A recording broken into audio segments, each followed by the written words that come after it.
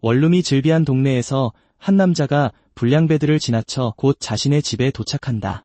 이번에도 저녁 식사는 라면인 것 같다. 이 남자는 봉주혁, 줄여서 혁이다. 한 번에 3개의 아르바이트를 소화하는 놀라운 특징을 가진 25세 청년이다. 그가 돈을 모아 이곳을 떠나지 못하는 데에는 간단한 이유가 있다. 알바를 3개나 해도 그는 빚쟁이다. 이렇게 살아야 하더라도 빚은 갚아야 한다. 다행히 건강한 이 몸뚱이 하나뿐이라 특별한 기술도 없다. 한심한 패배자로서의 삶을 받아들이려던 찰나 그는 갑자기 각성했고 라면이 목에 걸린다. 그는 믿을 수가 없다. 자기가 각성자라고? 각성이란 이상한 것이다. 어떤 이들은 그것을 축복, 대박을 터뜨려 인생을 역전시킬 기회라고 부른다. 네잎클로버를 찾는 것보다도 더 드문 행운의 일격. 하지만 문제는 살아남아야 누릴 수 있다는 것이다. 던전에 들어가는 것은 결국 극도로 위험하다. 어떤 몬스터들은 사람을 쉽게 찢어발기고 극과 극의 온도, 치명적인 독, 함정 등이 있다. 그는 어떤 일이 있어도 대립을 피하는 사람이다. 그는 스스로 위험한 상황에 들어가지 않으려 최선을 다한다고 인정한다. 그는 패배자이자 겁쟁이다. 평생 그렇게 살아왔기에 부끄럽지 않다. 하지만 이제 그는 각성했다. 그러나 그는 자신을 의심한다. 너무 피곤해서 헛것을 보는 건지도 모른다는 생각에 상태창을 열어보고 자신이 정말로 소환 특성을 가진 각성자임을 알게 된다. 모든 각성자는 특성이라는 능력을 부여받으며 이 특성은 검술, 창술, 궁술 등 다양한 형태와 크기로 나타난다. 정령, 사형마, 골렘, 마수 등은 상급 소환의 예시다. 이것은 소환사가 특정 범주의 소환수를 활용할 수 있게 하는 능력이다. 자신이 어떤 종류의 소환사인지 궁금해진 혁은 스킬을 시험해보기로 하지만 아무 일도 일어나지 않는다. 탑 밖에서는 작동하지 않는다는 사실을 잊고 있었다. 참 어리석었다. 플레이어의 능력, 스킬을 포함해서 오직 탑 안에서만 유효하며 밖에서는 활성화될 수 없다. 스탯을 확인할 수 있다는 점을 제외하면 플레이어는 탑 밖에서 일반인과 다를 바 없다. 그건 꽤 상식적인 정보다. 더 빨리 기억해내지 못한 자신이 바보같이 느껴진다. 밖에서 능력이 발동될 리 없다고 생각한 바로 그 순간 랜덤 소환이 실제로 발동되고 그의 눈앞에서 한 사람이 형체를 갖추기 시작한다. 혁은 스킬이 작동했다는 것에 완전히 충격받았지만 자신이 정말 사람이라고 확인해주는 사람을 소환했다는 사실에 더 놀란다. 혁은 어떻게 탑 밖에서 그를 소환했는지 그리고 어떻게 인간을 소환했는지 의아해한다. 골렘이나 정령을 소환해야 하는 것 아니었나? 그가 소환한 남자는 크게 냄새를 맡더니 라면을 먹고 있냐고 물은 후 한 입만 먹어도 되냐고 묻는다. 혁은 거지 하나를 소환했다고 생각하며 동의한다. 남자는 순한 우동임에도 불구하고 엄청 맵다고 생각하며 내일이 없는 것처럼 라면을 후루룩 먹기 시작한다. 어쨌든 혁은 상당히 혼란스럽다. 어떻게 탑 밖에서 스킬을 발동시켰을까? 인간 소환에 대해서는 들어본 적도 없다. 그는 상태창을 연다. 그는 인간과 마인을 소환할 수 있으며 등급도 있다. 레어부터 레전더리, 스페셜 슈퍼 레어까지. 마치 가챠 캐릭터 뽑기처럼 등급이 있는 것 같다. 혁은 또한 소환수가 3가지 원칙을 따른다는 정보를 받는다. 소환수는 무엇보다도 소환사의 생명을 보호해야 한다. 소환수는 소환사의 명령에 절대적으로 복종해야 한다. 그리고 첫 번째와 두 번째 원칙이 충돌할 경우 첫 번째 원칙이 우선한다. 혁은 절대 복종이라는 말이 정말 좋다고 생각하지만 이 남자는 대체 누구일까? 그렇게 생각하며 그의 정보창을 꺼내본다. 그는 잔혹한 암살자 길드의 미친 암살자 존 코사크다. 그는 슈퍼레어이며 3시간의 쿨타임으로 6시간 동안 소환 상태를 유지할 수 있다. 존 코사크는 잔혹한 암살자 길드의 가장 큰 자산이자 골칫거리였다. 이 모든 정보가 순식간에 혁의 머릿속에 박히지만 그는 또한 정신이 흐려지며 코사크의 환영 속으로 빠져든다. 그가 한꺼번에 여러 남자를 손쉽게 처리한 후 그들의 잘린 머리를 그릇에 담는 것을 본다. 그의 최후는 단 한 번의 실패에서 비롯되었다. 그의 목표는 자신보다 훨씬 강한 자, 제국 최강의 검사였다. 환영에서 깨어나자 코사크가 뒤에서 다가와 무슨 생각을 하고 있는지 묻는다. 이 때문에 혁은 즉시 반대 방향으로 몸을 내던지고 코사크는 사과한다. 그저 자신에게 내릴 명령이 있는지 궁금했을 뿐이라고 한다. 혁은 이 소환수가 자신의 명령에 복종해야 한다는 사실을 잊고 무서워하지 말아야 했다. 그는 심호흡을 하고라면 냄비를 씻고 식탁을 닦으라고 말하자 코사크는 즉시 실행한다. 혁은 여전히 감탄한다. 특히 그가 불평 한마디 하지 않기 때문이다. 그 정도 되는 인물이라면 분명히 그럴 것이라고 상상했었다. 이 남자는 정말로 그가 말하는 것이라면 무엇이든 할 것 같다. 혹시나 해서 터무니없는 짓은 하지 않겠냐고 묻지만 코사크는 그저 명령하는 것은 무엇이든 따를 것이라고 말한다. 혁이 그에게 개처럼 짖어보라고 하자 코사크는 침묵하고 혁은 자신이 너무 심했다고 생각한다. 하지만 갑자기 코사크가 강아지처럼 뛰어다니며 짖기 시작하자 혁은 전설적인 암살자가 이러는 것을 보고 어떤 기분이어야 할지 몰라 그저 엄지를 치켜세운다. 하지만 갑자기 누군가 문을 두드리며 당장 열라고 소리친다. 혁은 오늘이 이자를 갚는 날이라는 것을 완전히 잊고 있었다. 코사크를 숨기면서 그는 무슨 일이 있었는지 생각한다. 은행에서는 한 푼도 빌려주지 않았기 때문에 그는 1,000만 원을 빌려야만 했다. 그에게는 사채업자에게 가는 것 외에 선택의 여지가 없었다. 아버지의 수술 때문이었다. 아버지가 빙판길에 미끄러져 고관절이 부러진 후 그리고 남동생의 대학 등록금을 내기 위해 그는 정말 선택의 여지가 없었다. 금방 갚을 수 있을 거라고 생각했지만 원금은 손도 대지 못했다. 이자만으로 이미 500만 원을 냈다. 이제 와서 어리석은 짓이었다는 것을 알지만 그가 달리 뭘 할 수 있었을까? 다른 방법이 없었다. 지금이라도 그는 여전히 같은 선택을 할 것이다. 코사크가 그를 부르며 명령만 내리면 그들의 머리를 모두 가져오겠다고 말한다. 혁은 그를 화장실로 밀어넣으며 거기 숨어서 꼼짝도 말고 입도 닫고 있으라고 말한다. 코사크는 적어도 숨은 쉬어도 되냐고 묻고 혁은 동의한다. 문을 열자 사채업자는 그의 안색이 꽤 좋아 보인다고 말한다. 아직 이자 입금이 안 돼서 아픈가 걱정했다고 한다. 혁은 사과한다. 잊고 있었지만 방금 돈을 보냈다고 한다. 사채업자는 너무 무리하지 말라고 한다. 힘들어지면 언제든 장기를 팔 수 있잖아. 신장 하나면 모든 문제가 해결될 텐데. 쫄따구 중 하나가 그에게 남동생이 있다고 말하자 사채업자는 좋은 생각이라며 동의한다. 어릴수록 더 잘 팔린다고. 혁이 그 말을 듣고 그들을 노려보자 사채업자는 한 대 맞고 싶냐고 묻는다. 혁은 즉시 아니라고 한다. 감히 그럴 리가요. 그 말을 남기고 그들은 떠나고 코사크가 나온다. 혁은 그가 조용히 잘 있었다고 말한다. 그는 이 시점에서 꽤 지쳐있다. 그는 오늘 이중 근무를 하고 각성했으며 인간을 소환했다. 빚을 갚기 위해 탑을 오르기 시작해야 할지도 모른다. 돈은 좋겠지만 그 같은 겁쟁이가 무언가를 할 수 있을 리가 없다. 코사크는 이제 뭘 해야 할지 묻고 혁은 그가 뭘 하고 싶은지 묻는다. 돌아가고 싶다면 그냥 소환 해제하면 된다. 코사크는 오랜만이라 TV를 보고 싶다고 했다. 혁은 그가 어떻게 라면과 TV에 대해 아는지 모르지만 그러라고 둔다. 그날 밤 그가 자고 코사크가 지켜보는 동안 그는 다른 사람이 곁에 있는 것도 나쁘지 않다고 생각한다. 잠을 더 잘 잘 수 있을 것 같이 거의 위안이 된다. 지금까지 그는 골병이 들도록 일만 해왔으니 이건 좋은 일이다. 그렇게 그는 잠이 들었고 오전 8시에 일어난다. 코사크는 거기에 없었는데 아마 6시간의 시간 제한 때문일 것이다. 어쨌든 각성이고 뭐고 다 있고 일할 준비를 해야 한다. 그러면서 그는 뉴스를 듣는다. 오늘 이른 아침 중랑구의 스마일캣이라는 불법 사채 회사 사무실에서 3명의 피해자가 발견되었는데 모두 참수된 상태였습니다. 이 범죄에서 정말 충격적인 것은 피해자들의 머리가 리본으로 장식된 채 발견되었다는 것인데 이는 범인이 명확한 의도를 가지고 있었다는 것을 의미합니다. 혁은 그 묘사에 들어맞는 단 한 사람을 알고 있다. 그건 코사크다. 그는 더 이상 그렇게 위안이 되지 않는다. 그는 기본적으로 사이코패스 살인마를 소환했고 심지어 자기 집에서 그와 함께 잠까지 잤다. 혁은 확인하기 위해 더 찾아보고 범죄 현장 사진을 본다.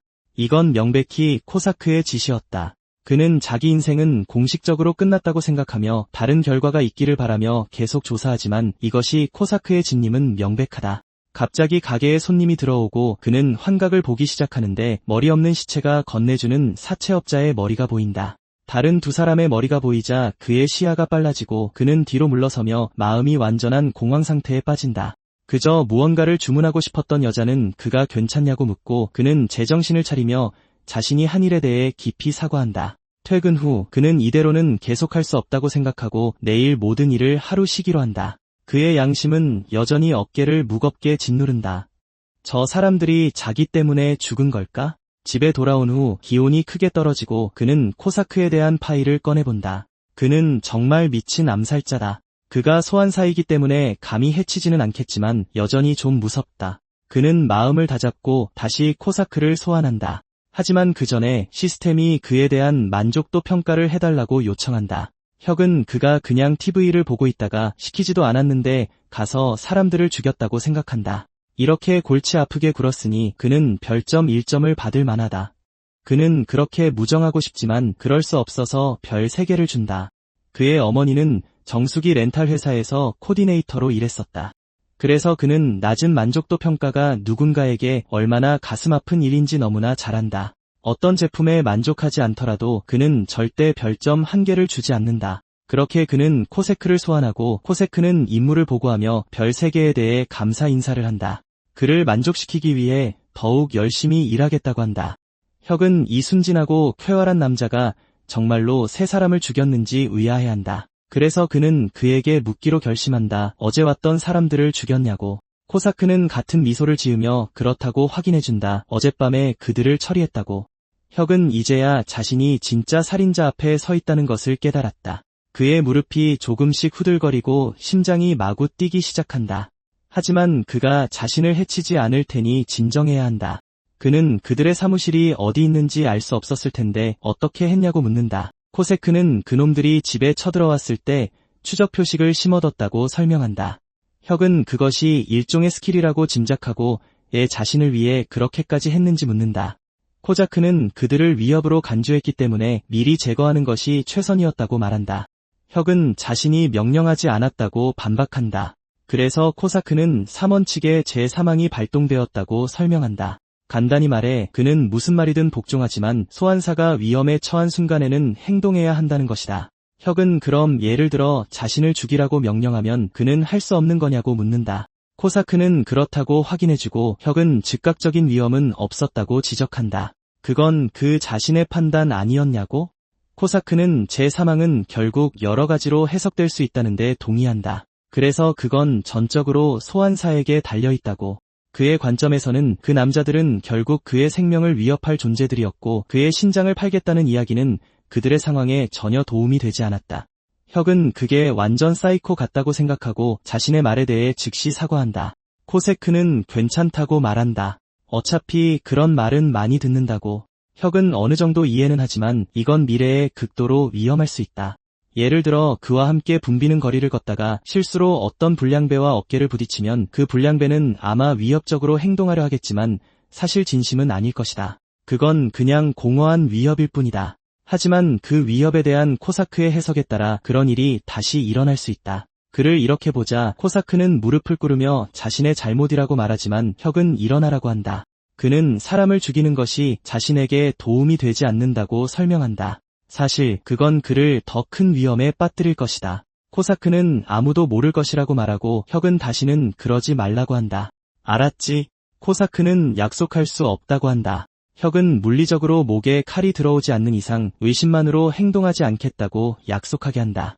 코세크는 그 일을 회피하며 최선의 판단을 내리겠다고 말한다. 혁은 체념하고 일단 가도 좋다고 말한다. 하지만 그 전에 코세크는 그가 탑을 오르는 것을 고려해봤는지 묻는다. 혁은 약간 몸을 떤다. 그는 탑을 오르는 것이 일생일대의 기회라는 것을 알지만 솔직히 그는 그것이 정말 무섭다. 그곳은 위험하고 그는 죽을 수도 있다. 혁은 자신처럼 그를 소환했던 다른 소환사들이 있었는지 물었다. 코세크는 그렇다고 확인해준다. 그들은 모두 강하고 용감한 사람들이었다고. 혁은 자신에게 약간 부끄러움을 느낀다. 어떤 사람들은 각성 능력을 사용해 세상을 구한다. 한편 그는 목숨을 거는 것은 고사하고 용기 한 톨도 없다. 혁은 다시 한번 자신에게 그것을 인정한다. 그는 한심한 겁쟁이지만 코자크는 그가 역대 최고의 소환사라고 생각한다. 소환사의 덕목 중 으뜸은 무엇인가? 당연히 안전이다. 용기는 독이다. 용감한 소환사는 위험한 소환사다. 언제 죽을지 모르고 만약 그가 죽으면 그들은 더 이상 밖으로 나올 수 없다. 그는 걱정할 필요가 없다. 그가 몸을 낮추고 아주 오래 사는 동안 자신이 모든 굳은 일을 처리할 것이다. 그 후 혁은 잠을 잘 이루지 못했다. 그는 탑을 올라야 할지 말아야 할지 걱정하느라 너무 바빴다. 하지만 그가 누군데 그런 짓을 해? 사채업자들과 함께 빚이 사라진 걸 감사해야지. 그들의 죽음이 안타깝긴 하지만 그들 소나기에 있던 많은 사람들에게는 도움이 됐을 거야. 당분간은 안전하고 평범한 일을 하고 열심히 일하면 괜찮을 거야. 갑자기 아버지에게서 전화가 오는데 재활치료를 위해 더 큰 병원으로 옮겨야 한다는 소식이었죠. 게다가 어머니는 해고당하셨고요. 그래도 너무 걱정하지 말라고 하십니다. 한동안 소식이 없어서 전화했다고 말이죠. 혁은 곧 찾아뵙고 식사 한번 하자고 말합니다. 잠시 통화를 한 후 그는 전화를 끊고 즉시 안전관리자 풀세트를 장착합니다. 그는 1층으로 가고 싶어 합니다. 위험한 일이 생기면 떠나면 그만입니다. 마침 오늘 할 일도 없으니 딱 맞네요. 하지만 코사크를 소환하기 전에 혹시 전설급이 나올지도 모르니 다른 누군가를 소환해봐야겠다고 생각합니다. 하지만 쿨타임이 한 달이라 그럴 수는 없었죠. 결국 그는 코사크를 소환할 수밖에 없었고 코사크는 기꺼이 봉사하겠다고 나섭니다. 혁은 그가 다른 사람을 소환하려 했다는 걸 모르길 바라며 탑에 도전하기로 결심했다고 말하자 코사크는 용감하지만 그래선 안 된다고 합니다.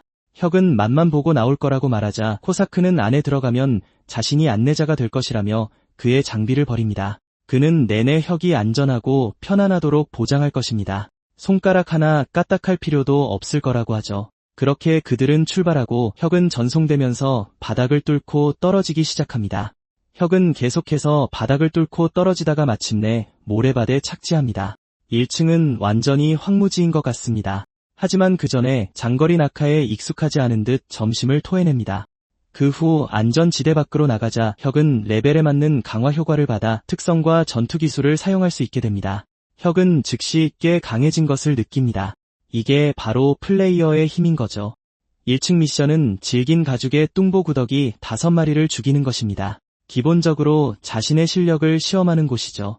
질긴 가죽 구더기는 플레이어의 능력을 측정하기 위해 놓아둔 허수아비나 다름없습니다. 데미지는 거의 없지만 가죽이 매우 질겨서 죽이기가 꽤 어렵습니다. 어떤 플레이어들은 30분에 한 마리밖에 못 죽인다고 하지만 이제 그도 플레이어입니다. 그는 첫 번째 녀석을 쓰러뜨리기로 결심하고 앞으로 걸어가지만 코사크는 그럴 필요가 없다고 말합니다. 그는 구더기에게 다가가지만 무기 빌리는 것을 깜빡해서 등을 돌립니다. 그 순간 구더기가 공중으로 솟아올라 그를 짓뭉개려 합니다. 혁은 고개를 돌려 코사크에게 도움을 청하고 코사크는 아주 현명한 결정이라고 말합니다. 거의 즉시 그는 구더기에게 날아가 주먹 한 방으로 죽인 후 다른 구더기들을 뚫고 돌진하여 공중으로 띄운 뒤 칼 여러 개를 던집니다. 마지막으로 그는 블레이드 버스트를 발동시켜 그들을 폭발시키고 등을 돌린 채 서 있습니다. 잊지 마세요. 멋진 남자는 폭발을 돌아보지 않으니까요.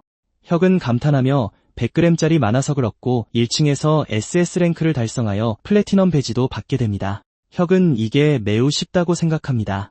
이런 식으로 계속하면 금방 부자가 될 겁니다. 그 당시에는 몰랐지만 같은 시각 한국의 모든 플레이어들은 어디에 있든 같은 공지를 받았습니다. 아파트로 돌아온 후 혁은 이제 2층에 도전할 수 있다는 말을 듣습니다. 그는 5분밖에 걸리지 않은 것에 놀라고 코사크는 훌륭하게 임무를 완수했다고 말합니다. 혁은 그냥 서서 아무것도 안 한 것 같다고 느끼지만 코사크는 그게 바로 그가 해야 할 일이라고 말합니다. 혁은 몬스터를 죽이려면 완전히 지쳐야 하고 시간도 엄청나게 걸린다고 들었는데 이건 꽤 쉬웠습니다. 그는 보상인 만화석과 배지를 보고 만화석을 집어듭니다. 이것들은 현대 산업에서 없어서는 안 될 자원입니다. 그리고 탑이 나타난 이후 가격이 많이 떨어져서 100g당 5만 1원 정도밖에 안 합니다. 대부분의 사람들은 탑에 대한 이런 기본적인 사실들을 알고 있습니다. 하지만 그는 플래티넘 배지에 대해서는 들어본 적이 없었습니다. 어쨌든 3분 만에 돈을 좀 벌었네요. 축하하기 위해 그는 잔치를 준비하고 코사크는 냄새를 맡고 매운 족발이라고 생각하지만 그냥 일반 족발입니다. 혁이 그가 매운 것을 못 먹는다는 걸 알기에 코사크는 맛있게 먹으며 소환사의 친절에 감사합니다. 혁은 그에게 그렇게 격식 차릴 필요 없다며 원래 그렇게 말하냐고 묻습니다.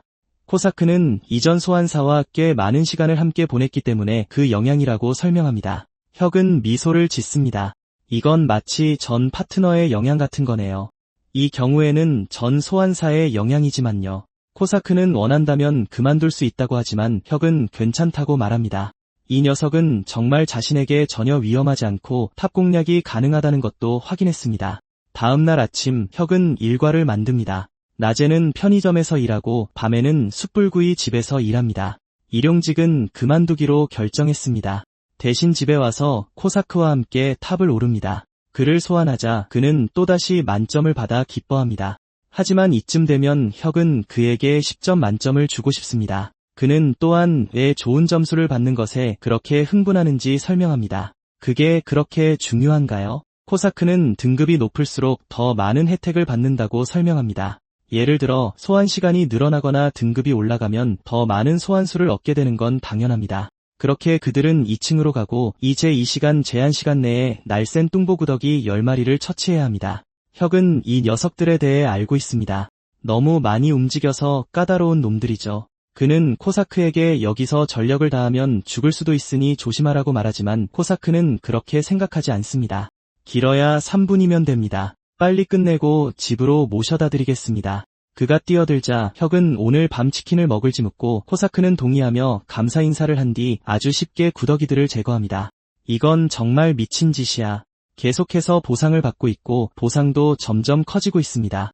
2층을 완료하자 혁은 S++ 랭크를 달성한 덕분에 레벨업과 함께 200g 만화석 그리고 또 다른 플래티넘 배지를 얻습니다. 혁은 이렇게 쉬워도 되는 건지 의아해합니다. 너무 빠르니까요. 이 정도면 아침 근무 전에도 잠깐 들렀다 나올 수 있겠네요. 아니나 다를까 그는 다시 도전하게 됩니다. 코사크는 그의 착지가 나아지고 있지만 아직 좀 낮다고 지적합니다. 3층에서는 300g 만화석과 역시나 또 다른 플래티넘 배지를 받습니다. 4층도 마찬가지고 5층도 마찬가지입니다. 이로써 혁은 플래티넘 배지 5개를 모았고 보상으로 특전을 받게 됩니다. 혁은 그게 뭘지 궁금해하고 곧 알게 됩니다. 그는 각성 특성 강화를 얻습니다. 효과는 플레이어 소환수를 2명 늘려주는 것입니다. 혁은 놀랍니다. 이제 다른 소환수를 데려올 수 있지만 코사크만으로도 충분히 잘하고 있습니다. S++ 클리어 보상은 아주 좋은 것 같네요. 탑의 난이도가 계속해서 올라갈 것을 생각하면 이제 훨씬 안전해질 겁니다. 랜덤 소환을 다시 사용하려면 20일을 더 기다려야 하니 그때까지 조심스럽게 살아남아야 합니다. 그 후에는 그가 가진 두 소환수가 최고 등급으로 계속 클리어할 것이고 그는 계속해서 탑을 오를 겁니다. 한국 각성자 관리부에서는 회의가 열리고 있지만 사람들은 모두 꽤 조용합니다. 한 사람은 오늘 언제 올릴지 아침이나 저녁 중 언제가 좋을지 고민합니다. 갑자기 여자가 그에게 다가가 공지에 대해 생각하고 있냐고 묻자 그는 깜짝 놀란다. 남자는 팀장인 전광일이고 여자는 매니저인 이민하다. 그가 새로운 공지가 떴냐고 묻자 그녀는 그렇다고 확인해준다. 블랙타워 6층을 S++ 랭크로 클리어했다는 내용이다. 전광일은 이런 일이 또 일어났다는 걸 믿을 수 없다. 요즘 블랙타워에 공지가 연이어 올라오고 있다. 믿을 수 없는 S++ 클리어 소식이다. 순서대로 층을 클리어하고 있으니 거의 틀림없이 한 사람의 소행일 것이다. 아마도 시대를 초월하는 엄청난 재능을 가진 사람일 것이다. 만약 그들이 7층, 8층, 9층, 심지어 10층까지 S++로 클리어한다면 무슨 일이 일어날까? 그곳에 있던 다른 남자가 테이블을 내리친다. 그는 박경수 국장이다. 그들이 이미 알다시피 이 나라에서 기록된 최고 랭크는 A였다. 그들은 그 이상의 랭크가 있다는 것과 S++를 달성하면 전체 공지가 뜬다는 것을 이제 막 알게 되었다. 국제사회에서는 플레이어 이주도 성행하고 있으며 심지어 비밀리에 납치도 일어나고 있다. 그 사람을 다른 나라에 뺏길 위험을 감수하기 전에 그 플레이어를 찾아야만 한다. 이틀 후 코사크가 설거지를 하는 동안 혁은 오늘 8층에 가는 거냐고 묻고 그는 그렇다고 확인해준다. 혁은 기뻐하지만 처음 10층은 초보자 구역일 뿐이니 모든 것이 쉬운 것은 당연하다. 잠시 후 그들은 8층으로 가서 벌레보다 훨씬 위험한 존재인 붉은 가시 개구리 전사 10마리를 무찔러야 한다. 하지만 그들을 조각조각 베어버리는 코사크에게는 상대가 되지 않는다. 혁은 800g짜리 만화석, 레벨업 그리고 또 다른 플래티넘 배지를 보상으로 받고 돌아온 후 코사크는 그를 축하한다. 혁은 아무것도 하지 않았기에 미안함을 느끼지만 코사크는 탑에 들어가는 것만으로도 충분하다고 말한다. 하지만 10층 이후의 상위 레벨은 이어만이 경계를 늦춰서는 안 된다. 혁은 3분 만에 클리어한 코사크에게 보상을 해야겠다고 생각한다. 그래서 그는 아직 현현 시간이 남았으니 돈을 주며 나가서 재밌게 놀다 오라고 한다. 코사크는 그의 곁을 떠날 수 없다며 거절한다. 그는 그냥 TV나 보겠다고 한다. 혁은 이것이 절대 복종을 넘어서는 것이라 놀라며 치킨이라도 시켜 먹을 거냐고 묻고 코사크는 즉시 주문을 한다. 혁은 또한 탑 전용 회복 포션을 얻었는데 이것은 코사크에게 줘야겠다. 그런데 만화석은 어떻게 해야 할까? 그의 인벤토리에는 이미 3.6kg, 즉 7.9파운드가 있다. 만약 그것들을 팔면 총 180만 달러다. 그러니 곧 현금화할 생각을 해야 한다. 11째, 10층을 공략하려던 참에 혁은 스스로에게 놀란다. 그는 탑에 발만 살짝 담글 생각이었는데 하루 종일 부지런히 클리어하고 있었다. 어제는 9층 공략도 식은 죽 먹기였다. 층을 클리어하는 것은 당연하지만 그가 원하는 보너스는 S++ 클리어 보상이다.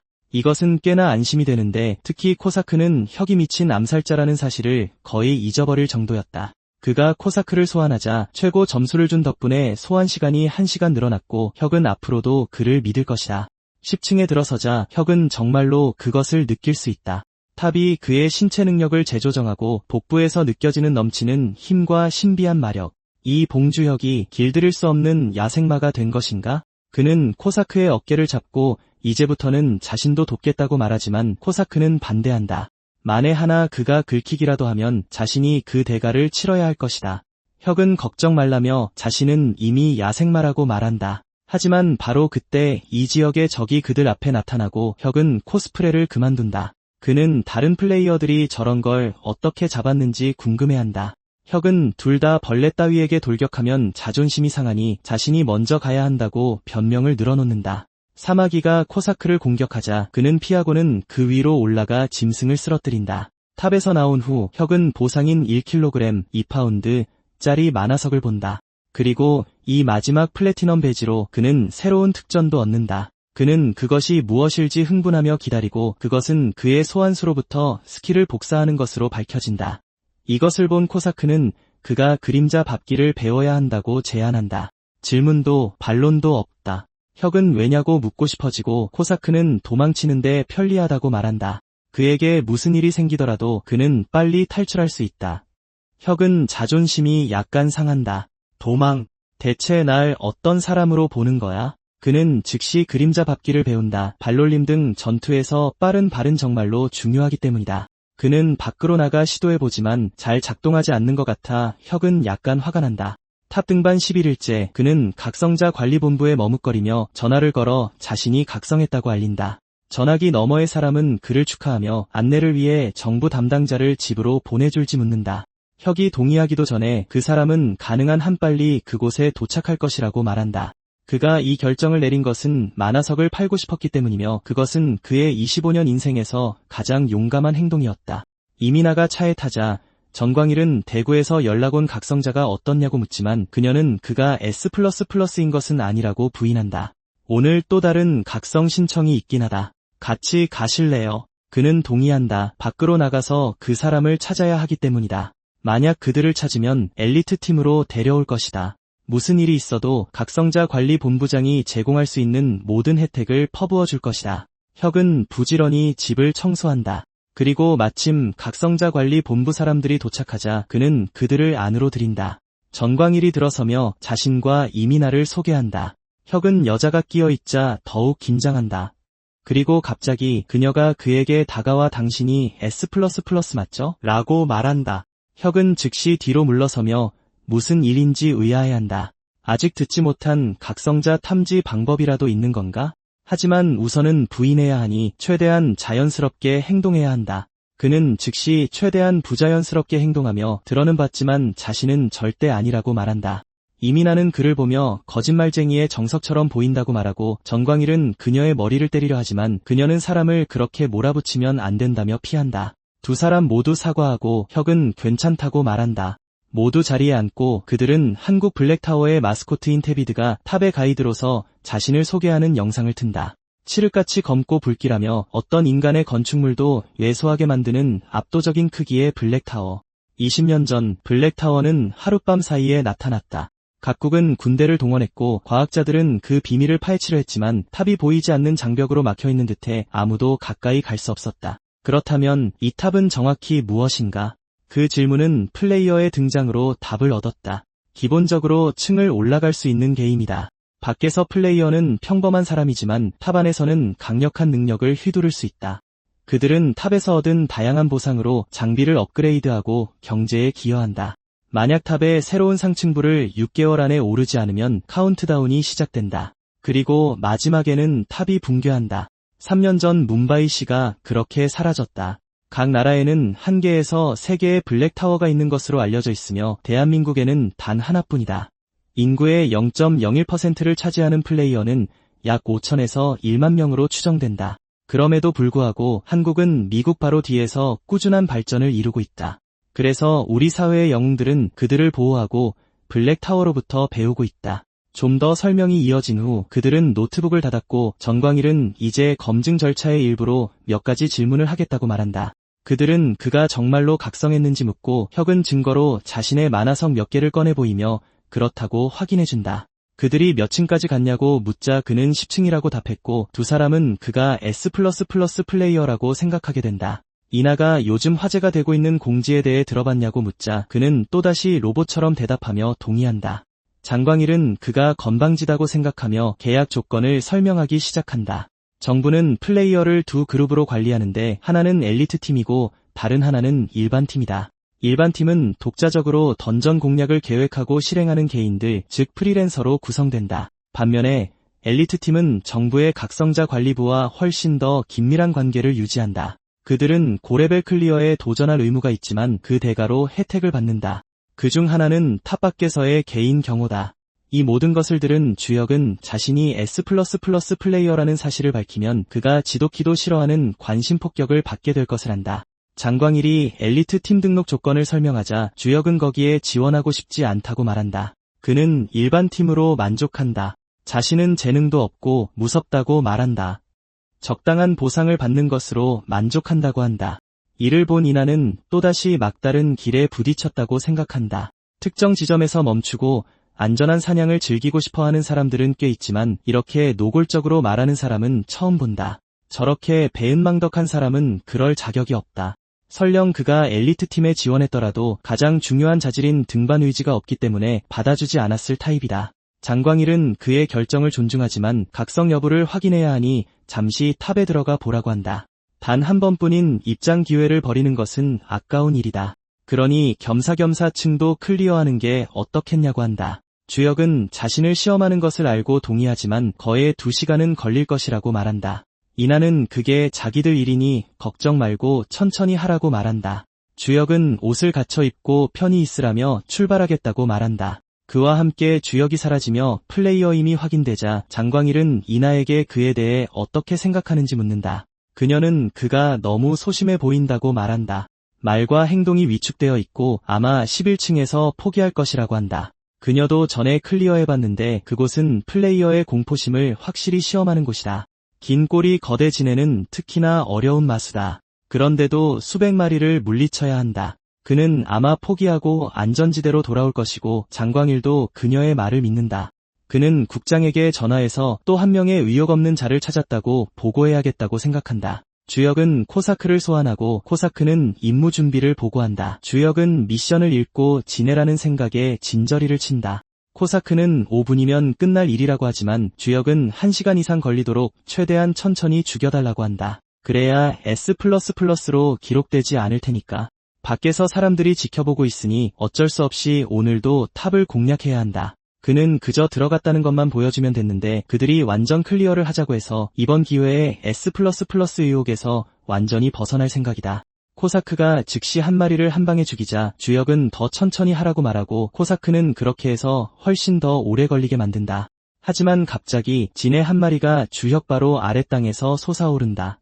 그와 동시에 그는 지네들의 공격을 받게 되고 주인의 목숨이 위험하다고 생각한 코사크가 뛰어들어 아주 쉽게 그들을 제거하고 더 나아가 훨씬 더 많은 지네를 죽여버린다. 주혁은 그에게 더 천천히 하라고 말하지만 코사크는 안전수칙도 따라야 한다. 그리고 얼마 지나지 않아 그는 던전을 S++ 랭크로 클리어한다. 그들은 즉시 던전에서 쫓겨나고 그의 아파트에 있던 두 사람은 11층이 S++ 랭크로 클리어되었다는 정보를 받는다. 이것은 부인할 수 없는 증거다. 눈앞의 사람이 바로 그들이 찾던 사람이다. 주혁은 정말 이러고 싶지 않았지만 그들을 입 다물게 해야 했다. 그가 코사크에게 그들을 묶으라고 말하기도 전에 코사크가 돌진해 그들의 목을 베고 즉시 머리를 조아리게 하는 상상을 한다. 주혁은 이런 일이 일어날 것이라고 상상한다. 그는 상상만으로도 식은땀에 흠뻑 젖는다. 장광일은 엘리트 팀에 그의 재능을 가진 사람이 필요하다고 거듭 말한다. 주역은 이건 오해일 거라고 말하며 시치미를 떼려고 한다. 자신의 공략 시간이 다른 플레이어와 겹쳤을 거라고 말한다. 장광일은 확인해봤다며 그렇지 않다고 말하지만 주역은 계속 그 이야기를 고수한다. 장광일은 알겠다고 한다. 그리고 이제 그가 각성한 것을 확인했으니 계약서를 준비해야겠다고 한다. 주역은 계약서를 읽고 이것이 엘리트 계약서임을 확인한다. 그는 분명히 일반 계약서를 달라고 했다. 장광일은 그가 맞다고 말한다. 이것은 완전히 차원이 다른 것이다. 유일한 초특급 엘리트 계약서다. 연봉 120억 원의 부동산과 경호가 제공되며 거기에 더해 법적 면책권까지 주어진다. 주역은 이것이 거의 왕족과 같은 대우라고 생각한다. 장광일은 이런 혜택을 받는 사람은 단 한 명뿐이라고 설명한다. 한국 랭킹 1위 플레이어 유칠민. 이것은 국가에도 이득이 되니 그에게 생각해보라고 권한다. 주역은 거절한다. 일반 계약서가 아니면 플레이어를 하지 않겠다고 한다. 장광일은 왜 그렇게 반대하냐고 묻지만 주역은 그저 주목받는 것을 좋아하지 않는다고 답한다. 그건 부담스럽다. 과도한 관심은 극심한 스트레스다. 가슴이 답답해진다. 다시 말해 그는 극단적인 내향형 인간이다. 장광일은 일단 물러서는 것이 최선이라고 생각하고 이 경우 일반 계약서를 주겠다고 말한다. 주역은 알고 있다. 이걸 보는 사람이라면 누구나 답답해할 것이다. 왜 그냥 엘리트 계약서에 서명하고 모든 혜택을 받지 않는 걸까? 하지만 그 계약에는 막중한 책임이 따른다. 나중에 등반을 그만두고 싶어도 그럴 수 없게 될 것이다. 그는 인생에 이런 압박감이 필요 없으므로 사양할 것이다. 그는 이전처럼 그저 생계를 유지하는 것만으로도 행복하다. 각성자 관리부에서 국장은 장광일에게 그가 한 마리 중간 보고서와는 완전히 다르다고 말한다. 전화로는 등반 의욕이 없는 소심한 플레이어라고 하지 않았나? 그가 S++ 랭크를 달성한 그 사람과 동일 인물인가? 장광일은 그렇다고 확인해준다. 그의 성격이 그저 좀 독특한 것 같다고 한다. 그는 좀처럼 보기 드문 유형의 평범한 시민이다. 국장은 그들이 착각했을 가능성이 있는지 묻지만 이나는 그럴 리 없다고 생각한다. 타이밍이 너무나 완벽하게 맞아떨어진다. 국장은 그가 소심한 것은 상관없다고 한다. 그는 놀라운 재능을 가졌으니 무엇을 주든 엘리트 팀으로 데려와야 한다고 말한다. 주역의 집으로 돌아와 그는 코사크를 질책한다. 그는 극도로 화가 나 있다. 그 때문에 모든 것이 들통나 버렸다. 한 번만 더 그러면 당장 소환 해제해 버릴 거라고 한다. 그들은 고드름 족제비 20마리를 죽여야 하는 12층으로 간다. 주역은 코사크에게 천천히 하라고 말하며 이번에는 그를 믿을 수 있을 거라고 생각한다. 평범하게 클리어하면 관리부가 관심을 잃고 그를 내버려 둘 것이라고 희망한다. 하지만 이곳은 또한 극도로 춥다. 준비를 했음에도 불구하고 여전히 추워서 그냥 참기로 한다. 그의 얼굴을 본 코사크는 그가 추위로 엄청난 고통을 겪고 있다고 생각하고 그를 따뜻한 방으로 데려가기 위해 최대한 빨리 끝내기로 결심한다. 그는 즉시 돌진해 문제없이 족제비들을 제거하고 주역은 또다시 S++ 보상을 받게 된다. 정 팀장에게 바로 전화가 오고 통화가 끝나자마자 코사크를 소환 해제합니다. 말을 듣지 않는 자에게 국물도 없으니까요. 다음날 13층 미션은 오직 함정지대를 통과하는 것뿐입니다. 주인님이 혼자 가면 다칠 수 있기에 코사크는 혁을 하나 들고 결승선을 향해 달려 기록적인 시간으로 층을 클리어합니다. 14층의 박쥐들은 광역 음파 공격을 사용해서 코사크는 혁이 다치지 않도록 신속하게 처리합니다. 이쯤 되니 그는 이제 신경도 쓰지 않습니다. 마정석으로 200만원, 일반 플레이어 지원금으로 200만원, 그리고 11층부터 14층까지 번 돈을 합쳐 2주 만에 약 700만 1원을 벌었습니다. 이대로 문제없이 20층까지 도달하면 보상으로 받는 마정석의 가치는 훨씬 더 커질 겁니다. 그리고 각성자 관리국에 판매를 맡기면 세금 없이 하루에 100만 원이니 그야말로 벼락부자가 되는 겁니다. 다음날 소환된 코사크는 명령 불복종이라는 죄를 계속 저질렀음에도 별점 5개를 받자마자 바로 절을 올립니다. 혁은 이제 더 이상 천천히 할 필요가 없으니 15층부터는 마음 편히 하라고 말합니다. 어차피 다 들통난 마당이니까요. 그리고 15층에서 S++ 등급을 받으면 플래티넘 배지 15개를 달성하게 되어 그 특별한 특전 중 하나를 더 얻을 수 있습니다. 조금 욕심이 나기 시작했지만 어쨌든 특전을 많이 쌓을수록 더 안전해질 테니까요. 그런 생각과 함께 그들은 고블린 일꾼 20마리를 제거해야 하는 15층으로 향합니다. 혁이 인간형 몬스터를 보는 것은 이번이 처음입니다. 그들은 그다지 강하지는 않지만 어느 정도의 지능을 가지고 있습니다. 정보가 충분해도 공략을 시작하고 클리어하는 것은 꽤나 성가실 겁니다. 코사크는 한 마리라도 도망치면 다른 놈들을 불러올 것이라고 말합니다. 이 생물들은 교활하니 자신이 한 번에 모두 처리하는 동안 잘 숨어 있어야 한다고 합니다. 코사크는 은신 기술을 사용해 놈들이 죽었다는 사실조차 깨닫지 못하게 즉시 처리해버립니다. 그렇게 층이 클리어되고 혁은 즉시 인벤토리를 엽니다. 이로써 총 15개의 플래티넘 배지가 모였습니다. 그리고 이렇게 많이 모았기 때문에 또 다른 특전을 얻게 됩니다. 배지 5개를 모았을 때는 특성을 업그레이드하는 특전을 얻었습니다. 10개를 모았을 때는 소환수의 스킬 하나를 복사할 수 있는 특전을 받았습니다. 그렇다면 이번에는 무엇일까요? 이번 보상은 에너지 베리어 키트로 일정량의 피해를 흡수하는 보호막으로 사용자를 보호하며 5시간의 재사용 대기 시간이 있습니다. 혁이 사용해보니 전신 갑옷 세트였습니다. 그리고 탑 전용 아이템이 아니기 때문에 박에서도 사용할 수 있습니다. 이걸 얼마에 팔 수 있을까? 아마 30억이나 40억 정도 하려나 하고 생각합니다. 그냥 팔아버리고 탑을 그만둘까 하는 생각도 듭니다. 하지만 더 높이 올라가면 더 좋은 보상이 있을지도 모릅니다. 그래서 코사크에게 16층을 S++ 등급으로 클리어할 수 있냐고 묻자 그는 가능할 것 같다고 답합니다. 하지만 조심해야 하고 보장할 수도 없다고 합니다. 혁은 그 말을 듣고 놀라며 어떻게 해야 할지 고민합니다. 한편 플레이어 관리국에서는 국장이 정 팀장과 이미나 씨에게 S++ 클리어 기록이 갱신된 지 얼마나 됐는지 묻습니다. 그들은 15일이 지났으며 아무래도 15층에서 막힌 것 같다고 보고합니다. 국장은 하늘이 참 무심하다고 말합니다. 어째서 저런 재능을 저렇게 소심한 사람에게 주셨을까? 정 팀장은 16층부터는 난이도가 크게 상승하지만 그가 클리어를 포기한 것은 아니니 조금 더 기다려보자고 합니다. 그가 그렇게 말하는 순간 혁이 플레이어 상점을 이용하고 싶다며 각성자 관리국으로 오고 있다는 연락을 받습니다. 이제야 국장은 마침내 깨닫습니다. 아이템을 구매할 자금을 마련하기 위해 층을 반복하고 있었던 겁니다.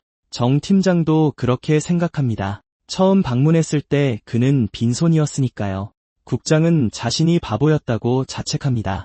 그것도 모르고 혁을 비난할 뻔했습니다. 그가 도착하면 원하는 아이템은 무엇이든 후한 가격으로 지원해줄 겁니다. 15일 전 혁은 코사크에게 그가 절대로 싫어하는 일, 바로 단검으로 자신을 찔러달라고 부탁했습니다. 코사크는 왜 자신에게 이런 짓을 시키냐고 묻습니다. 자신이 마음에 들지 않으면 차라리 죽여달라고 합니다.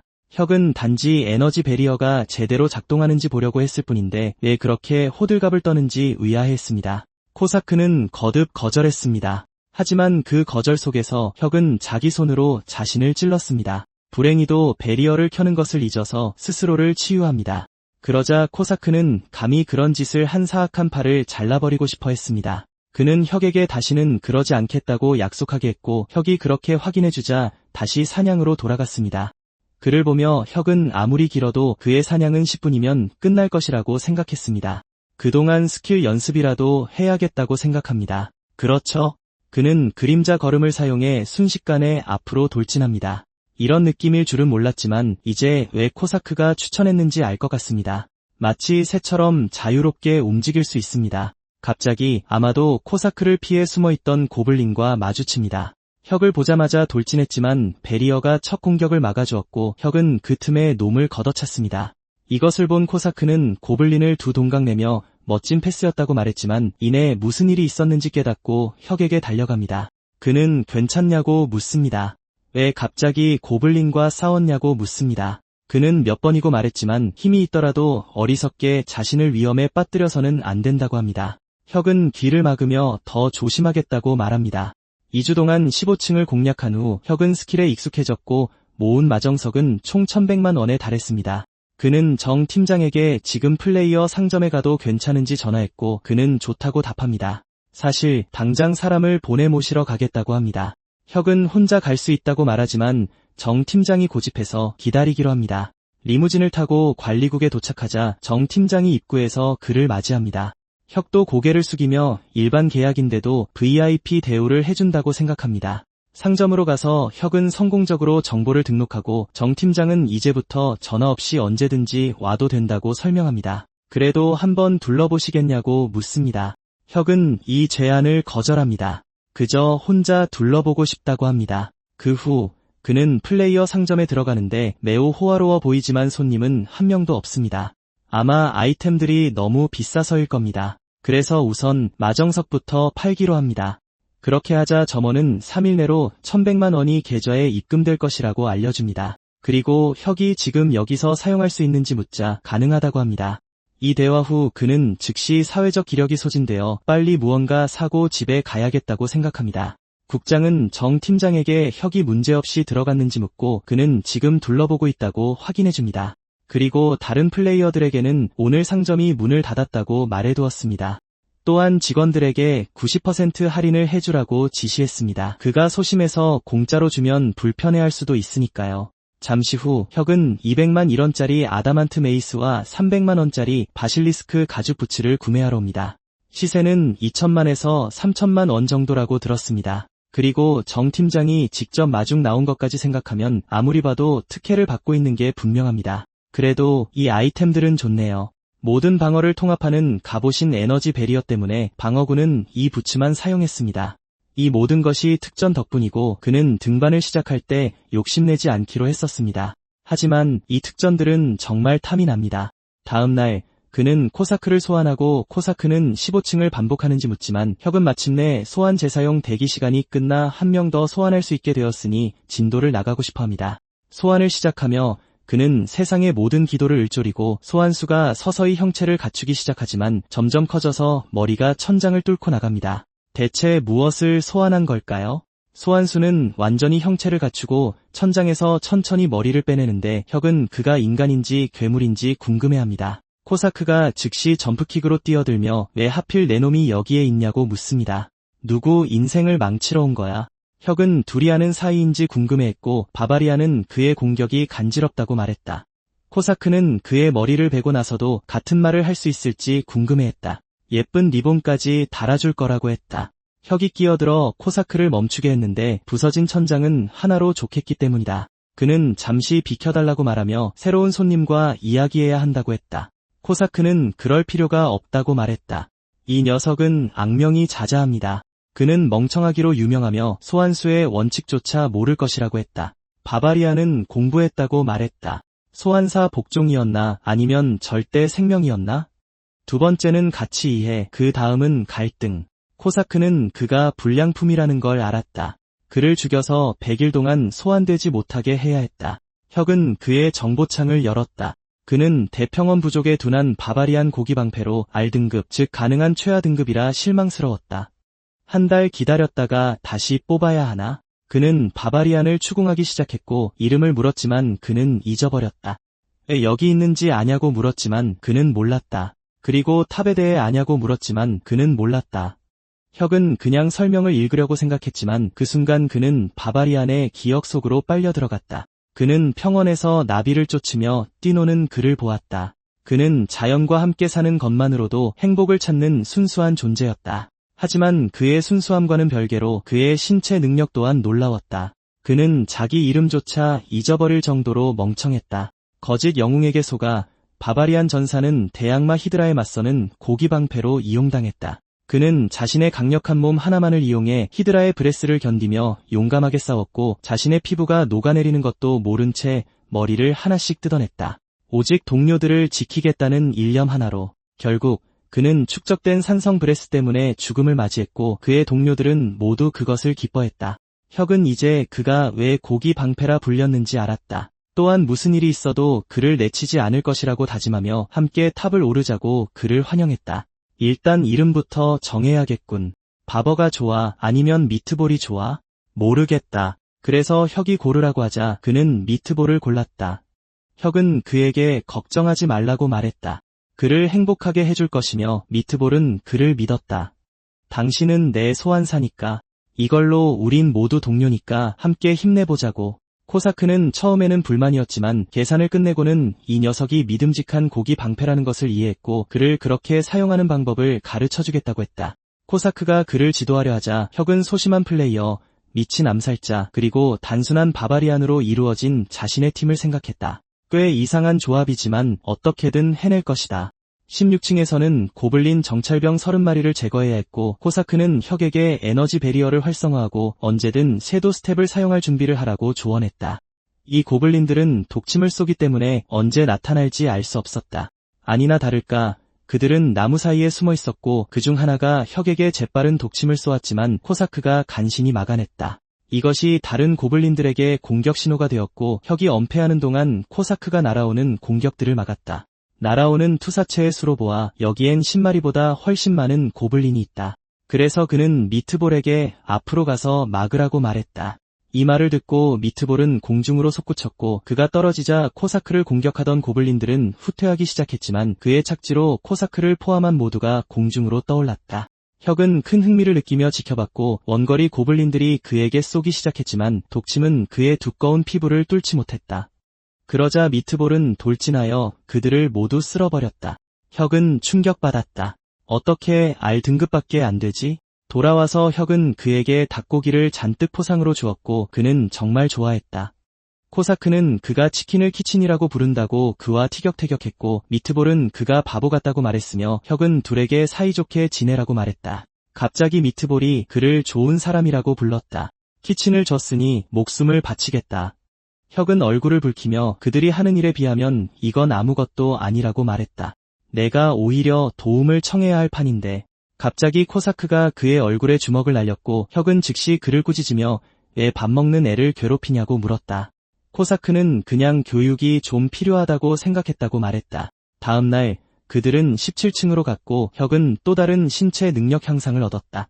훨씬 더 강해진 느낌이다. 심장이 다시 뛰기 시작한다.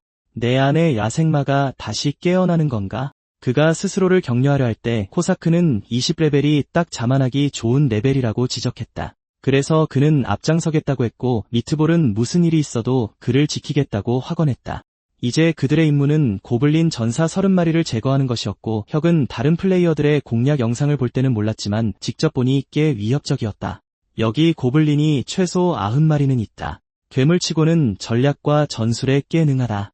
그가 들어오기 전에 봤던 공략에서는 그들이 나타나면 안전지대로 후퇴하라고 조언했다. 잠시 기다렸다가 돌아오면 그들의 병력은 자연스럽게 흩어져 3명씩 조를 이뤄 순찰할 것이라고 했다. 더 많은 어그로를 끌지 않고 한 번에 3마리씩 유인해서 죽이고 성공할 때까지 반복해야 했는데 이건 꽤 오랜 시간이 걸릴 것이다. 대신 혁은 미트볼을 불러가라고 말했다. 그 명령 하나만으로 미트볼은 주인이 이 짐승들이 죽기를 원한다는 것을 알고 힘을 모았다. 그가 돌진하자 고블린들은 방패와 창을 들었지만 미트볼은 그 모든 것을 쉽게 뚫고 지나갔다. 혁은 그가 놀랍게 활약하고 있다고 생각했다. 전략과 전술은 체급이 비슷할 때나 통하는 법이다. 이건 마치 1000명의 보병이 탱크를 공격하려는 것과 같다. 그렇게 그들은 몇 분 만에 층을 클리어했고 미트볼만 사용되는 것을 본 코사크는 약간 상처받았다. 고블린 암살자 30마리를 제거해야 하는 18층에서 혁은 다시 한번 미트볼을 내보냈지만 고블린들은 은신기술을 사용해 잡히기 전에 그의 길에서 벗어났다. 미트볼은 격분하여 그들을 잡으려고 허공에 손을 휘젓기 시작했고 이 모습에 코사크는 웃음을 터뜨렸다. 저 무식한 놈의 전략을 보느라 충분히 고통받았다. 품격 있는 전략으로 내 시야를 정화하겠다. 그는 자신의 은신기술에 들어가 극도로 쉽게 고블린들을 하나씩 처리했다. 불행히도 이것은 모두 혁의 계획의 일부였는데 코사크는 자신이 별로 쓰이지 않아 불안해하고 있었기 때문이다. 그리고 이걸로 그의 경쟁심을 자극한 것이다. 그가 얻는 배지를 극대화하기 위해 이렇게 하는 것이다. 어쨌든 그 달콤한 특전들이 필요하고 자신도 이제 18레벨 정도 되었다. 이제 그의 야생마 심장이 날뛸 시간이다. 2층을 시작하기 전에 모든 공략 정보를 확인했다. 고블린 암살자의 은신은 낮은 수준이라 집중하면 그들의 움직임을 감지할 수 있다. 더 이상 두려워할 것은 없다. 섀도 스텝도 충분히 연습했다. 그는 실제로 고블린 뒤로 가는데 성공했지만 균형을 잃어 원했던 것보다 훨씬 세게 고블린을 쳤다. 혁은 괜찮다고 생각했지만 갑자기 다른 고블린 암살자가 그의 머리에 칼날을 겨누며 덮쳐왔다. 코사크는 계속해서 고블린을 하나씩 쓰러뜨렸고 미트볼 또한 빙빙 돌면서 날아오는 모든 공격을 튕겨냈다. 코사크는 자신이 더 낫다는 것을 보여주려다 혁을 완전히 잊어버리고 그가 어디 있는지 궁금해했다. 다행히 그는 베리어로 보호받고 있었다. 그것이 없었다면 분명히 죽었을 것이다. 또 다른 암살자가 나타나 동시에 공격하자 혁은 집중했다. 아드레날린 때문인지 몰라도 놈들의 칼날 움직임이 꽤 느려졌다. 온 세상이 느려진 것 같고 자신은 그들보다 더 빨랐다. 2킬로 그들은 층을 클리어한다. 혁은 자신이 막타를 쳤다는 사실에 기뻐하지만 코사크는 그가 살아있는 것을 보고 기뻐하며 눈물을 흘린다. 전 세계 공지가 즉시 뜨고 부장은 매우 기뻐한다. 정광일은 자신이 사준 아이템이 정말 도움이 됐다고 믿는다. 부장은 한국의 18연속 S++ 클리어 기록 보유자가 바로 이 사람이라고 즉시 밝히고 싶어한다. 정광일은 이제 혁이 훨씬 더 섬세하게 관리해야 할 초특급 플레이어라고 말한다. 18연속 S++ 랭크를 클리어한 누군가에 대한 소식이 결국 퍼져나간다. 이것은 전례 없는 기록이다. 지금 이 순간에도 역사가 쓰이고 있으며 이 모든 것을 해낸 미스터리한 플레이어는 현재 레벨 19로 추정된다. 코사크는 이 말을 듣고 깊은 한숨을 쉬고 혁은 할 말이 있으면 하라고 말한다. 코사크는 그가 자신의 재능을 깨닫는 속도가 너무 빠르다고 생각할 뿐이다. 혁은 혼란스러워한다. 자신과 재능이 한 문장에 있다니. 농담하는 게 틀림없다. 코사크는 농담이 아니라고 생각한다. 마지막에 보여준 그림자 밟기는 자신조차 흉내내기 힘든 완벽한 움직임이었고 그래서 훨씬 더 위험하다. 그는 혁에게 그것이 사실이라고 말한다. 전투에서 재미를 느끼기 시작할 것이고 그러면 자신감을 얻게 될 것이다. 자신감은 용기로 이어지고 그건 지극히 위험하다. 처음부터 약속하지 않았습니까? 안전이 최우선. 혁은 동의한다. 절대로 위험한 짓은 안 하고 기껏해야 몹 한 마리만 잡을 것이다. 코사크는 그가 언젠가 반드시 사고를 칠 것 같은 불길한 예감이 들어 여전히 불안하다. 미트볼이 운다고 바보라고 부르자 코사크가 그를 걷어차 혁의 냉장고에 부딪히게 하고 혁은 즉시 그들을 소환 해제한다. 하지만 피해는 이미 발생했다. 어머니의 김치가 바닥에 쏟아졌다. 내일 머리도 식힐 겸 부모님 댁에 찾아갈 것이다. 그는 바로 그렇게 하고 부모님은 그를 안으로 들인다. 누워 지내는 아버지는 가까우니 더 자주 오라고 하지만 어머니는 잔소리 좀 그만하라고 한다. 혁이 엉덩이는 어떠시냐고 묻자 아버지는 뼈는 쉽게 붙지 않는다고 말한다. 하루 대부분을 이렇게 보낸다. 그들은 식탁으로 가 어머니의 찌개를 먹고 어머니는 동생도 곧 올 것이라고 알린다. 두부 사러 갔다. 식사 중에 혁이 요즘 힘드시냐고 묻지만 어머니는 걱정하지 말라고 한다. 어머니는 곧 다시 일을 구할 것이고 아버지는 자신들 걱정 말고 내 인생 살라고 말한다. 분위기를 떠보기 위해 혁은 이럴 때 각성하면 좋겠다고 말하지만 아버지는 즉시 농담으로 받아들인다. 너같이 생긴 녀석이 타워에 들어가다니 넌 여자한테 바퀴벌레 잡아달라고 하던 놈이잖냐. 어머니는 그게 자랑할 일이 아니라며 혁에게 오늘 일 안 가냐고 묻는다. 그는 얼마 전에 전부 그만뒀음에도 불구하고 쉬는 날이라고 말한다. 어머니는 그가 거짓말하는 것을 알지만 그럼에도 그를 믿는다. 그래도 사채는 쓰면 안 된다. 그건 절대 안 돼. 혁은 그 사건을 거의 잊을 뻔했다가 화제를 돌려 어머니의 직장은 어떻게 됐냐고 묻는다. 그녀는 정수기를 고치러 갔는데 무례한 고객이 재활용 쓰레기와 음식물 쓰레기까지 전부 치워달라고 해서 그 무례함을 참을 수 없었다고 설명한다. 혁은 자신의 어머니가 불의를 참지 못하는 공격적이고 용감한 성격이라고 생각한다. 그런 그녀에게 홀딱 반한 아버지는 완전한 베타 메일이다. 그래서 다른 베타 2명을 낳았다. 모두가 걱정할 게 뻔하니 각성에 대한 이야기는 상황이 진정된 후에 하기로 한다. 동생과 함께 나온 후 부모님이 무리하지 않으시도록 용돈을 건넨다. 동생은 그를 기다리라고 하더니 머뭇거리며 무언가 말하려고 한다. 혁은 자신이 등록금을 내줘서 부끄러워하는 것이라 생각하며 그 마음을 안다고 말한다. 동생은 이 용돈이 부모님을 위한 것이라며 기뻐하지만 무언가 빠졌다. 바로 자기 몫이. 혁은 동생을 내던져 버릴 뻔했지만 50만 원을 준다. 그 후 그는 각성자 관리부로 향한다. 충동적으로 한 일이었다. 가족을 보고 나니 제대로 해봐야겠다는 생각이 더욱 커졌다. 지시받은 대로 정광일에게 연락하지는 않았지만 괜찮을 것이다. 에너지 방벽이 있긴 하지만 몬스터들은 점점 더 강해질 것이다. 그래서 방패를 하나 살까 생각 중이었다. 그가 찾던 것은 1억 1원이었고 여자 직원이라 제대로 물어보지도 못한다. 왜 이렇게 주변에 사람이 많은 거야? 대신 그녀는 아다만티움으로 만든 둥근 손방패를 제안한다. 작고 가벼우며 자가 수리 기능까지 있다.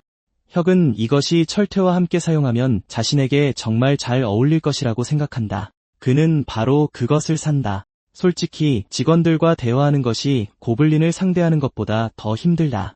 그는 집으로 가기로 결심하지만 누군가 그에게 말을 걸며 각성한 지 얼마 안 된 것 같다고 말한다. 그는 자신을 최호석이라고 소개한다. 매일 이곳에 오는데 처음 보는 얼굴이라 안면을 트고 싶었다고 한다. 실례가 안 된다면 지금 30층대를 오르고 있는데 몇 층이시냐고 묻는다. 혁은 10층대라고 말하고 최호석은 어려운 일이 있으면 뭐든 물어보라고 한다. 혁은 별거 없다고 하고 최호석은 어려운 일 있으면 언제든 와서 물어보라고 한다. 그가 떠나자 혁은 그가 상당한 외향인이라고 생각한다.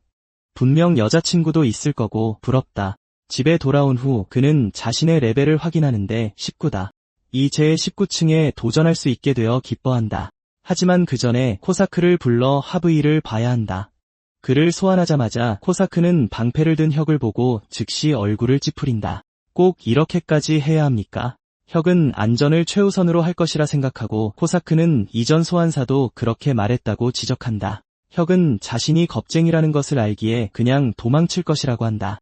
코사크는 그에게 앞장서서 돌격하지 않겠다고 약속하게 한다. 상황이 잘못되면 소환수를 희생시켜야 하며 가급적 덩치가 더 큰 미트볼부터 희생시키라고 한다. 코사크가 말을 더하기 전에 그는 신성한 냄새를 맡고 혁은 그들을 위해 왕만두를 사왔다고 말한다. 코사크는 미트볼보다 자신을 먼저 먹이는 것에 감동한다. 하지만 먹기 전에 그는 멈춰서 혁에게 원한을 품은 사람이 있냐고 묻는다. 혁은 없다고 말하지만 코사크는 이해하지 못한다. 왜 밖에서 살기가 넘쳐 흐르는 자가 있는 겁니까? 혁은 즉시 코사크에게 숨으라고 하고 문이 폭파되기 직전에 방벽을 활성화하는데 문을 연 것은 바로 최호석이었고 그는 이런 찌질이를 따라오느라 힘들었다며 화를 낸다. 혁이 무슨 일이냐고 물으려 하지만 최호석은 말하는 것을 허락하지 않았다고 한다. 총알 세례를 퍼붓기 전에 팔찌를 풀고 인벤토리를 열라고 한다. 혁은 무서웠다. 정말 무서웠다. 자신의 목숨이 아니라 최호석의 목숨 때문에. 최호석은 그가 총을 들고 있어서 얼어붙었다고 생각한다.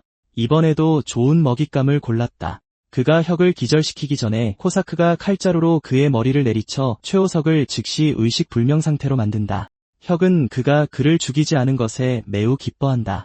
그가 또 목을 베어 그릇에 담을까 봐 걱정했었다. 아무튼 이 남자는 아마 탑 밖에서 플레이어들을 죽이고 아이템을 훔치는 아이템 브로커일 것이다. 그들에 대해 들어본 적이 있었고 이제야 장광일이 왜 그렇게 보호에 집착했는지 이해하게 된다. 만약 탑 밖에서 소환을 할 수 없었다면 그는 지금쯤 죽었을 것이다. 정말로 이건 사기적인 능력이다. 코잭은 그를 끌고 가서 처리하고 싶어 하지만 혁은 경찰을 기다리라고 말한다. 관리부서에서는 부장이 혁이 또다시 자신들 몰래 쇼핑을 갔다는 보고를 받는다. 그는 작은 버클러를 샀다. 아직 그의 특성은 모르지만 메이스와 방패를 구매한 것으로 보아 아마도 근접 전투 타입일 것이다. 부장은 풀세트조차 충분하지 않다고 생각하고 장광일은 그에게 더 많은 것을 주기 위해 핑계를 만들까 고민하던 중 갑자기 경찰 플레이어 전담팀으로부터 전화를 받는다. 그는 즉시 무슨 일이 있었는지 보고받고 거리를 질주한다. 처음부터 엘리트 계약을 맺게 했어야 했다. 만약 혁에게 무슨 일이라도 생겼다면 그는 어쩔 뻔했는가. 경찰관들이 그를 제압하고 수갑을 채우지만 최호석은 결백한 척 연기하려 한다. 사실은 이 소름 끼치는 놈에게 납치당한 것이었다. 혁은 이곳이 자기 집이고 그가 침입했다고 지적하지만 경찰은 그도 같이 가야 한다고 말한다. 혁은 정말로 감옥에 가는 건지 궁금해하지만 그때 장광일이 달려들어오고 최호석은 자신을 구하러 온 것이라 생각한다. 불행히도 장광일은 그에게 똑바로 걸어가 뺨을 후려치고 너무나 거세고 큰 소리로 질책하여 경찰조차 최호석이 맞는 것을 지켜볼 수밖에 없었다. 그는 경찰에게 이 개자식을 데려가라고 말한다. 특수기관이 곧 도착할 테니 그들에게 넘겨주면 된다. 최호석은 그놈들이 플레이어 관련 범죄에는 고문까지 쓴다는 것을 알고 무릎을 꿇고 결백을 호소한다. 하지만 장광일은 이런 짓을 한 게 그가 처음이 아니라고 지적한다. 그는 상습범이기도 하다. 그가 저지른 모든 범죄를 밝혀낼 것이다. 그리고 이 나라 최고의 변호사를 쓴다 해도 처벌을 피하지는 못할 것이다. 그렇게 그는 끌려간다. 그리고 장광일은 혁에게 다쳤냐고 묻고 그는 즉시 괜찮다고 확인해준다. 그러자 장광일은 이런 일이 다시는 일어나지 않도록 하겠다며 그에게 고개를 숙인다. 반드시 데뷔하겠다고 말한다. 더 이상 엘리트 계약을 미룰 수는 없다. 이 플레이어를 반드시 지켜야 한다. 다음 날 코잭을 소환한 후 그는 그놈이 사형을 선고받았는지 묻는다. 그리고 만약 그렇지 않다면 그가 수감된 구치소가 어디 있는지 혹시 아는지 묻는다. 혁은 그가 뭘 하려는지 알고 안 된다고 한다. 그는 미트볼도 소환하는데 미트볼은 자신이 별점 5개를 많이 받고 있다는 사실에 매우 기뻐한다. 그렇게 그들은 30명의 고블린 주술사를 무찔러야 하는 19층으로 간다.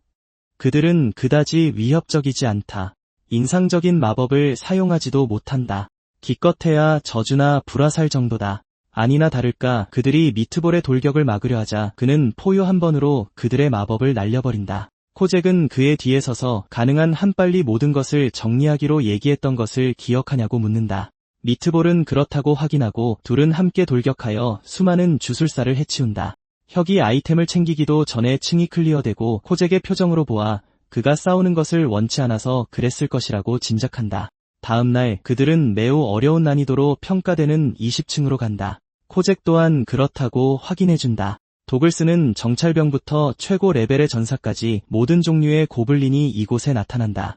만약 자신이 소환사라면 바로 여기서 기다릴 것이라고 말하고 미트볼도 동의한다. 이번 임무는 어떤 종류의 고블린이든 100마리를 죽이고 홉고블린을 최소 1마리 이상 죽이는 것이다. 그렇게 소환수들은 꽤나 다양한 구성의 고블린 군대를 해치울 준비를 하고 돌격하지만 혁은 가만히 있기를 거부한다. 그는 그림자 걸음을 사용해 전진하고 미트볼의 등을 밟아 더욱 높이 점프한다. 코잭은 믿을 수 없다는 표정이다. 하지 말라고 말했음에도 불구하고 그는 실제로 가서 해버렸다. 시청해주셔서 감사합니다. 다음에 뵙겠습니다.